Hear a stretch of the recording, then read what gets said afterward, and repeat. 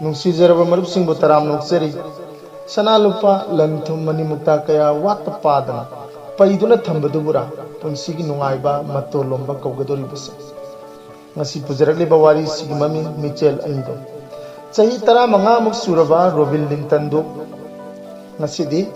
magi aningbudo thabak oina pangthokadorami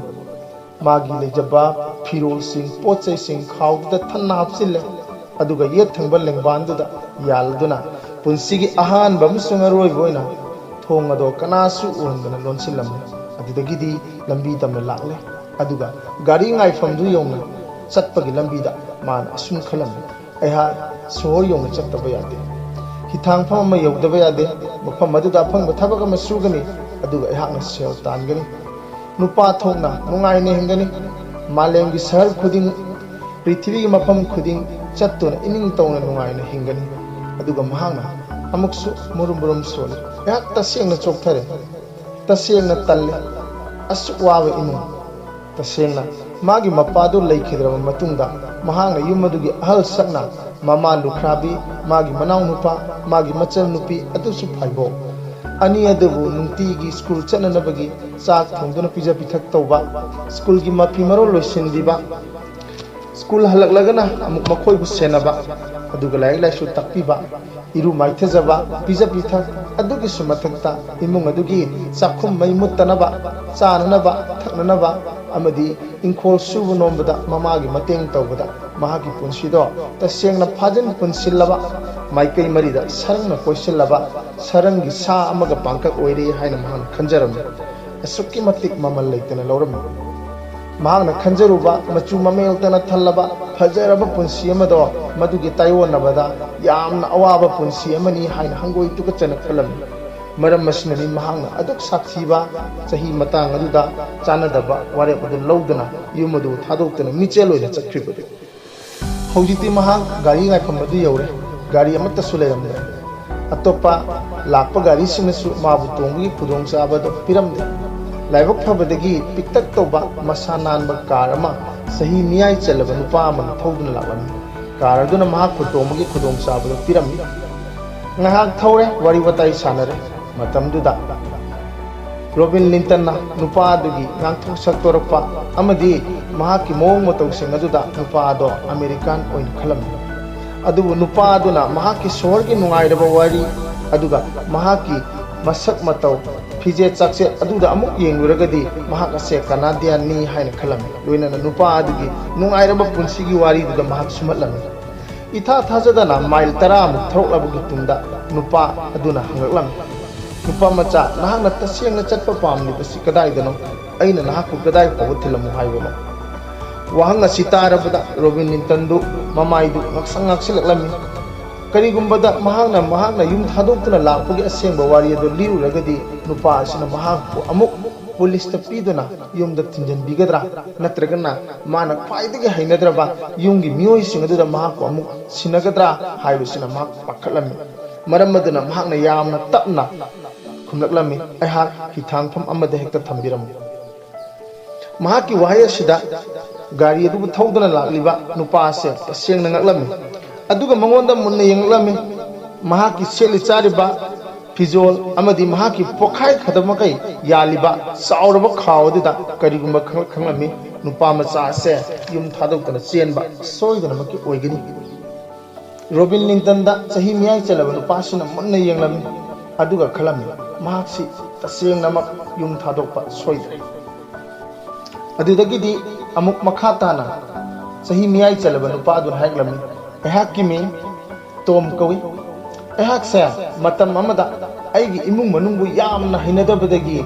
यामना अवाबसिंग अदो खांगबा ngamdabadagi Mickey थी ओइना yum थादोक्तुना चेलबा Mitchell अमा हाइबदो आइसु ओइकी वहाय अदुना रोबिन मुंगा चान हलम अदुगा रोबिनना नहाकसु नुपा अदुना मखा ताराई आइगी नुंगाइरबा ताइबंग पालमाइना फंखी आइगी चाउरबा युम आइगी चाउरबा इंखो आइगी वातबा लंथुम अइना पैसिनकी अदुगा अहाक कनाडा दा लेखी होय अइना लंथुम मयाम लेप्सनकी अदुगा अइना मयाम सुमांगजकी अइना मांगिबसिंगी मनुंगदा आइगी नुंसिरबा इमुंग मनु ꯑꯩꯅ ꯃꯈꯣꯏꯕꯨ ꯃꯇꯝꯗꯨꯗ ꯌꯥꯝꯅ ꯂꯥꯞꯅ ꯊꯥꯗꯣꯛꯇꯨꯅ ꯂꯥꯛꯈꯤ ꯑꯩꯅ ꯅꯣꯡꯃ ꯐꯥꯎꯕ ꯆꯤꯊꯤ ꯑꯃꯠꯇ ꯍꯟꯈꯤꯗꯦ ꯑꯩꯒꯤ ꯁꯣꯜꯂꯕꯤ ꯇꯣꯜꯂꯕꯤ ꯏꯃꯥꯗꯨꯒꯤꯗꯃꯛꯇ ꯑꯩꯕꯨ ꯅꯨꯡꯁꯤꯅ ꯂꯨꯅ ꯇꯧꯕꯤꯕ ꯑꯗꯨꯒꯤꯗꯃꯛꯇ ꯃꯇꯝ ꯈꯔꯒꯤ ꯃꯇꯨꯡꯗꯗꯤ ꯑꯩꯅ ꯇꯥꯈꯤ ꯏꯈꯪ ꯈꯪꯍꯧꯗꯅ ꯄꯥꯎ ꯐꯪꯈꯤ ꯏꯃꯥꯗꯣ ꯂꯩꯈꯤꯗ꯭ꯔꯦ ꯍꯥꯏꯅ ꯑꯩ ꯃꯇꯝꯗꯨꯗ ꯊꯃꯣꯏ ꯀꯥꯏꯈꯤ ꯑꯩ ꯅꯤꯡꯕ ꯀꯥꯏꯈꯤ ꯀꯔꯤꯒꯨꯝꯕꯗ ꯅꯍꯥꯛꯁꯦ ꯑꯁꯤꯒꯨꯝꯕ ꯊꯧꯗꯣꯛ ꯊꯣꯛꯂꯒꯗꯤ ꯅꯍꯥꯛ ꯀꯝꯗꯧꯒꯅꯤ ꯋꯥꯐꯝ ꯑꯁꯤ ꯇꯥꯕꯗ ꯔꯣꯕꯤꯟꯗꯨ ꯃꯃꯥꯒꯤ ꯋꯥꯈꯜ ꯈꯜꯂꯛꯂꯝꯃꯤ ꯃꯍꯥꯛꯅ ꯁ꯭ꯀꯨꯜ ꯍꯜꯂꯛꯄ ꯈꯨꯗꯤꯡꯒꯤ ꯌꯥꯝꯅ ꯆꯣꯛꯊꯅ ꯇꯧꯕꯗꯕꯨ ꯃꯆꯥꯅꯨꯄꯥꯒꯤ ꯅꯨꯄꯥ ꯊꯣꯛꯄ ꯃꯇꯝ ꯑꯗꯨꯗ ꯍꯔꯥꯎꯖꯅ ꯃꯆꯥꯅ ꯂꯥꯛꯄ ꯉꯥꯏꯔꯝꯕ ꯃꯃꯥꯗꯨꯒꯤ ꯃꯤꯅꯣꯛꯁꯤꯡ ꯑꯗꯣ ꯃꯍꯥꯛꯅ ꯅꯤꯡꯁꯤꯡꯂꯛꯑꯝꯃꯤ ꯃꯍꯥꯛꯅ ꯈꯜꯂꯛꯈꯤ ꯇꯁꯦꯡꯅꯃꯛ ꯑꯩꯒꯤꯁꯨ ꯏꯃꯥꯗꯣ ꯀꯔꯤꯒꯨꯝꯕꯗ ꯂꯩꯈꯤꯗ꯭ꯔꯦ ꯍꯥꯏꯕꯒꯤ ꯆꯤꯊꯤ ꯑꯩꯍꯥꯛꯅ ꯐꯪꯂꯒꯗꯤ ꯑꯩꯍꯥꯛ ꯀꯝꯗꯧꯕ ꯃꯁꯥ ꯃꯊꯟꯇ ꯈꯟꯖꯈꯤ ꯑꯗꯨꯗꯒꯤꯗꯤ ꯇꯣꯝꯅ ꯃꯈꯥ ꯇꯥꯔꯛꯏ ꯑꯩꯒꯤꯁꯨ ꯏꯆꯟꯅꯨꯄꯤ ꯑꯃ ꯂꯩꯔꯝꯃꯦ ꯀꯅꯥꯗꯤꯌꯥꯟꯅꯤ ꯃꯍꯥꯛꯅ ꯃꯍꯥꯛꯀꯤ ꯆꯨꯔꯨꯞꯇꯨ ꯆꯝꯈꯠꯇꯨꯅ ꯍꯥꯏꯔꯛꯏ ꯌꯥꯝꯅ ꯅꯨꯡꯁꯤꯈ꯭ꯔꯕ ꯄꯨꯝꯅꯃꯛꯇꯒꯤ ꯍꯦꯜꯂꯕꯤ ꯁꯪꯕꯥꯅꯔꯕꯤ ꯃꯤꯁꯅꯥ ꯈꯣꯏꯈꯣꯏꯅꯔꯕꯤ ꯁꯝꯂꯥꯡꯁꯤꯡ ꯃꯥꯒꯤ ꯔꯥꯁꯤ ꯂꯩꯕ ꯃꯤꯅꯣꯛꯇꯣ ꯉꯁꯤꯁꯨ ꯑꯩꯍꯥꯛꯅ ꯅꯤꯡꯁꯤꯡꯉꯤ ꯑꯩꯅ ꯃꯥꯕꯨꯁꯨ ꯀꯥꯏꯅꯈꯤ ꯑꯩꯅ ꯇꯥꯏ ꯃꯍꯥꯛ ꯂꯨꯍꯣꯡꯈ꯭ꯔꯦ ꯑꯗꯨꯒ ꯑꯩꯍꯥꯛ ꯀꯗꯥꯏꯗꯅ ꯍꯥꯏꯕ ꯈꯪꯗꯦ ꯑꯗꯨꯒ ꯑꯩꯅ ꯌꯥꯝꯅ ꯍꯩꯅꯈꯤꯗꯕ ꯑꯩꯕꯨꯗꯤ ꯌꯥꯝꯅ ꯅꯨꯡꯁꯤꯖꯕ ꯑꯩꯒꯤ ꯏꯅꯥꯎ ꯑꯃꯁꯨ ꯂꯩꯕꯅꯤ ꯃꯍꯥꯛꯁꯨ ꯃꯐꯝ ꯈꯪꯗꯅ ꯌꯨꯝ ꯑꯗꯨ ꯊꯥꯗꯣꯛꯇꯨꯅ ꯆꯠꯈ꯭ꯔꯦ ꯍꯥꯏ ꯏꯃꯥ ꯂꯩꯈꯤꯗ꯭ꯔꯕꯗ ꯃꯍꯥꯛꯁꯨ ꯆꯠꯈ꯭ꯔꯦ ꯏꯆꯟꯁꯨ ꯂꯨꯍꯣꯡꯈ꯭ꯔꯦ ꯑꯩ ꯄꯨꯝꯅꯃꯛ ꯀꯥꯏꯅꯔꯦ ꯃꯇꯝꯗꯨꯗ ꯔꯣꯕꯤꯟꯅ ꯇꯣꯝꯗ ꯍꯪꯂꯛꯈꯤ ꯑꯗꯨꯗꯤ ꯍꯧꯖꯤꯛ ꯅꯍꯥꯛꯀꯤ ꯀꯅꯥꯁꯨ ꯂꯩꯇ꯭ꯔꯕ꯭ꯔꯥ ꯂꯩꯇ꯭ꯔꯦ ꯍꯧꯖꯤꯛ ꯑꯩꯒꯤ ꯀꯅꯥꯁꯨ ꯂꯩꯇ꯭ꯔꯦ ꯔꯣꯕꯤꯟ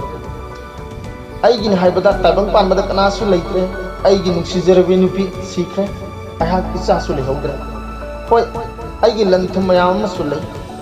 ꯑꯩꯒꯤ ꯃꯔꯨꯞ ꯃꯌꯥꯝ ꯑꯃꯁꯨ ꯂꯩ ꯑꯩꯒꯤꯗꯤ ꯃꯔꯨꯞ ꯋꯥꯠꯇꯦ ꯇꯧꯕꯇꯕꯨ ꯃꯔꯨꯞꯁꯤꯡ ꯑꯗꯨꯅ ꯏꯃꯨꯡ ꯃꯅꯨꯡ ꯑꯣꯏꯕꯗꯤ ꯌꯥꯗꯦꯗꯅ ꯏꯃꯨꯡꯒꯤ ꯑꯋꯥꯠꯄꯗꯨꯗꯤ ꯃꯔꯨꯞꯁꯤꯡ ꯑꯗꯨꯅ ꯃꯦꯟꯈꯠꯄ ꯉꯝꯗꯦ ꯌꯦꯡꯉꯣ ꯑꯩꯁꯦ ꯀꯌꯥꯗ ꯐꯠꯇ꯭ꯔꯕ ꯀꯌꯥꯗ ꯃꯤꯀꯤꯊꯤ ꯑꯣꯏꯔꯕ ꯃꯤꯆꯦꯜ ꯍꯥꯏꯕꯗꯣ ꯑꯩꯍꯥꯛ ꯑꯣꯏꯔꯕ ꯑꯩꯒꯤ ꯄꯨꯟꯁꯤꯗ ꯉꯁꯤꯗꯤ ꯅꯨꯡꯉꯥꯏꯕ ꯍꯥꯏꯕꯗꯣ ꯃꯥꯡꯈ꯭ꯔꯦ ꯅꯍꯥꯛꯁꯨ ꯏꯃꯥ ꯂꯩꯕ꯭ꯔꯥ ꯅꯍꯥꯛꯀꯤꯁꯨ ꯅꯆꯜ ꯂꯩꯕ꯭ꯔꯥ ꯅꯅꯥꯎ ꯂꯩꯕ꯭ꯔꯥ ꯀꯔꯤꯒꯨꯝꯕꯗ ꯑꯩꯍꯥꯛꯀꯨꯝꯅ ꯊꯣꯛꯂꯒꯗꯤ ꯅꯍꯥꯛꯇꯤ ꯀꯔꯤ ꯇꯧꯒꯅꯤ ꯃꯇꯝꯗꯨꯗ ꯔꯣꯕꯤꯟꯅ ꯅꯨꯄꯥ ꯊꯣꯛꯄ ꯃꯑꯣꯡꯗ ꯈꯨꯝꯂꯦ ꯑꯩꯗꯤ ꯅꯪꯒꯨꯝꯕ ꯅꯠꯇꯦ ꯑꯩꯒꯤꯗꯤ ꯏꯃꯥ ꯂꯩ ꯏꯃꯥꯅꯁꯨ ꯑꯩꯕꯨ ꯅꯨꯡꯁꯤ ꯑꯩꯅꯁꯨ ꯏꯃꯥꯕꯨ ꯅꯨꯡꯁꯤ ꯑꯗꯨꯒ ꯑꯩꯒꯤ ꯅꯨꯡꯁꯤꯈ꯭ꯔꯕ ꯏꯆꯟ ꯑꯃꯁꯨ ꯏꯅꯥꯎꯁꯨ ꯂꯩ ꯍꯧꯖꯤꯛꯇꯤ ꯀꯅꯥꯗꯤꯌꯥꯟꯗꯨ ꯅꯣꯛꯂꯛꯂꯦ ꯇꯣꯝ ꯅꯣꯛꯂꯛꯂꯦ ꯑꯗꯨꯒ ꯍꯥꯏꯔꯦ ꯔꯣꯕꯤꯟ ꯑꯩꯁꯦ ꯅꯪꯒꯨꯝꯕ ꯏꯅꯥꯎꯅꯨꯄꯥ ꯑꯃ ꯂꯩꯔꯕꯗꯤ ꯀꯌꯥꯗ ꯆꯥꯎꯊꯣꯛꯆꯒꯗꯕ ꯀꯌꯥꯗꯁꯨ ꯂꯥꯏꯕꯛ ꯐꯒꯗꯕ ꯑꯗꯨꯗꯤ ꯍꯧꯖꯤꯛ ꯅꯍꯥꯛ ꯌꯨꯝꯗ ꯍꯜꯂꯁꯤꯔꯥ ꯋꯥꯍꯩ ꯑꯃꯠꯇꯁꯨ ꯍꯥꯏꯔꯝꯕ ꯇꯧꯗꯅ ꯃꯕꯥꯅꯤꯅ ꯒꯥꯔꯤꯗꯨ ꯃꯃꯥꯏ ꯂꯩꯔꯒ ꯍꯥꯟꯅꯒꯤ ꯔꯣꯕꯤꯟꯒꯤ ꯌꯨꯝꯒꯤ ꯃꯥꯏꯀꯩ ꯇꯝꯅ ꯊꯧꯔꯛꯂꯝꯃꯤ ꯈꯔ ꯑꯁꯨꯝ ꯁꯥꯡꯅ ꯊꯧꯔꯕꯗ ꯒꯥꯔꯤ ꯉꯥꯏꯐꯝ ꯑꯗꯨ ꯌꯧꯔꯕꯗ ꯒꯥꯔꯤ ꯑꯗꯨ ꯈꯥꯝꯂꯝꯃꯤ ꯑꯗꯨꯒ ꯔꯣꯕꯤꯟꯅ ꯃꯥꯒꯤ ꯌꯨꯝ ꯑꯗꯨ ꯇꯥꯛꯂꯛꯂꯝꯃꯤ ꯇꯨꯇꯨ ꯑꯥꯗ ꯂꯩꯔꯦ ꯑꯩꯒꯤ ꯌꯨꯝꯗꯣ ꯑꯩꯒꯤ ꯏꯃꯥꯅ ꯑꯩꯕꯨ ꯈꯧꯔꯥꯡꯅ ꯉꯥꯏꯔꯝꯂꯒꯅꯤ ꯍꯧꯖꯤꯛꯇꯤ ꯇꯣꯝꯅ ꯔꯣꯕꯤꯟꯒ ꯂꯣꯏꯅꯅ ꯔꯣꯕꯤꯟꯒꯤ ꯌꯨꯝꯗ ꯌꯧꯔꯛꯂꯝꯃꯤ ꯑꯗꯨꯒ ꯔꯣꯕꯤꯟꯕꯨ ꯎꯕꯗ ꯃꯥꯒꯤ ꯃꯃꯥꯅ ꯃꯅꯤꯡꯒꯤ ꯏꯪꯈꯣꯜꯗꯒꯤ ꯀꯞꯅ ꯆꯦꯟꯊꯣꯔꯛꯂꯝꯃꯤ ꯏꯃꯥꯒꯤ ꯏꯕꯨꯡꯉꯣ ꯔꯣꯕꯤꯟ ꯑꯩꯗꯤ ꯅꯪ ꯃꯥꯡꯈ꯭ꯔꯦ ꯍꯥꯏꯗꯨꯅ ꯊꯤꯔꯨꯔꯤꯕꯅꯤ ꯅꯍꯥꯛ ꯀꯗꯥꯏꯗ ꯆꯠꯈ꯭ꯔꯤꯕꯅꯣ ꯍꯥꯏꯗꯨꯅ ꯊꯤꯔꯨꯔꯤꯕꯅꯤ ꯅꯍꯥꯛ ꯉꯁꯤꯗꯤ ꯂꯥꯛꯂꯦ ꯀꯌꯥꯗ ꯅꯨꯡꯉꯥꯏꯔꯕ ꯉꯁꯤꯗꯒꯤꯅ ꯆꯍꯤ 10ꯒꯤ ꯃꯃꯥꯡꯗ ꯅꯪꯒꯤ ꯃꯥꯃ ꯇꯣꯝꯅ ꯇꯧꯈꯤꯕ ꯑꯗꯨꯒꯨꯝꯅ ꯏꯃꯥꯗ ꯑꯅꯤꯁꯨꯕ ꯆꯩꯅꯥ ꯑꯃꯨꯛ ꯄꯤꯔꯒꯅꯨ ꯔꯣꯕꯤꯟꯕꯨ ꯊꯝꯂꯝꯂꯒ ꯃꯥꯒꯤ ꯀꯥꯔꯗꯨꯗ ꯀꯥꯈꯠꯂꯨꯔꯕ ꯍꯟꯒꯦ ꯇꯧꯔꯨꯔꯕ ꯀꯅꯥꯗꯤꯌꯟ ꯇꯣꯝ ꯑꯗꯣ ꯔꯣꯕꯤꯟꯒꯤ ꯃꯃꯥꯒꯤ ꯈꯣꯟꯖꯦꯜ ꯑꯗꯨ ꯇꯥꯕꯗ ꯔꯣꯕꯤꯟꯒꯤ ꯃꯃꯥꯒꯤ ꯋꯥꯍꯩ ꯑꯗꯨ ꯇꯥꯕꯗ ꯃꯍꯥꯛꯅ ꯊꯧꯒꯦ ꯇꯧꯔꯝꯂꯤꯕ ꯒꯥꯔꯤ ꯑꯗꯣ ꯂꯦꯞꯈꯤꯔꯝꯃꯤ ꯑꯗꯨꯒ ꯃꯥꯒꯤ ꯒꯥꯔꯤ ꯑꯗꯨꯗꯒꯤ ꯃꯉꯛ ꯊꯤꯟꯇꯣꯔꯛꯇꯨꯅ ꯅꯨꯄꯤꯗꯨꯗ ꯃꯨꯟꯅ ꯌꯦꯡꯂꯝꯃꯤ ꯃꯥꯒꯤ ꯃꯇꯧ ꯑꯗꯨꯗ ꯅꯨꯄꯤ ꯑꯗꯣ ꯍꯩꯅꯗꯕ ꯐꯥꯎꯔꯝꯃꯤ ꯔꯣꯕꯤꯟꯅ ꯍꯧꯖꯤꯛ ꯒꯥꯔꯤ ꯑꯗꯨꯗꯒꯤ ꯃꯈꯣꯡꯗꯣ ꯃꯪꯂꯥꯟꯗ ꯆꯠꯄꯒꯨꯝꯅ ꯒꯥꯔꯤ ꯑꯗꯨꯒꯤ ꯃꯈꯣꯡ ꯑꯗꯣ ꯊꯥꯡꯇꯣꯔꯛꯇꯨꯅ ꯅꯨꯄꯤꯗꯨꯒꯤ ꯃꯥꯏꯀꯩ ꯇꯝꯅ ꯆꯪꯁꯤꯜꯂꯛꯂꯝꯃꯤ ꯑꯗꯨꯒ ꯅꯨꯄꯤꯗꯨꯒꯤ ꯈꯨꯗꯥꯡꯗ ꯄꯥꯏꯔꯝꯃꯤ ꯑꯗꯨꯒ ꯅꯍꯥꯛ ꯍꯥꯏꯌꯨ ꯑꯩꯒꯤ ꯏꯆꯟꯅꯨꯄꯤ ꯕꯦꯁ ꯅꯠꯇꯕ꯭ꯔꯥ ꯅꯪꯒꯤ ꯁꯪꯕꯥꯅꯔꯕ ꯃꯤꯠ ꯅꯪꯒꯤ ꯈꯣꯏꯈꯣꯏꯅꯔꯕ ꯁꯝꯂꯥꯡ ꯅꯪꯒꯤ ꯅꯨꯡꯁꯤꯔꯕ ꯃꯤꯅꯣꯛ ꯉꯁꯤꯁꯨ ꯅꯉꯣꯟꯗ ꯌꯥꯎꯔꯤ ꯅꯍꯥꯛ ꯍꯥꯏꯒꯅꯨ ꯕꯦꯁ ꯅꯠꯇꯦ ꯍꯥꯏꯅ ꯑꯩ ꯇꯣꯝꯅꯦ ꯅꯪꯒꯤ ꯅꯕꯨꯡ ꯇꯣꯝ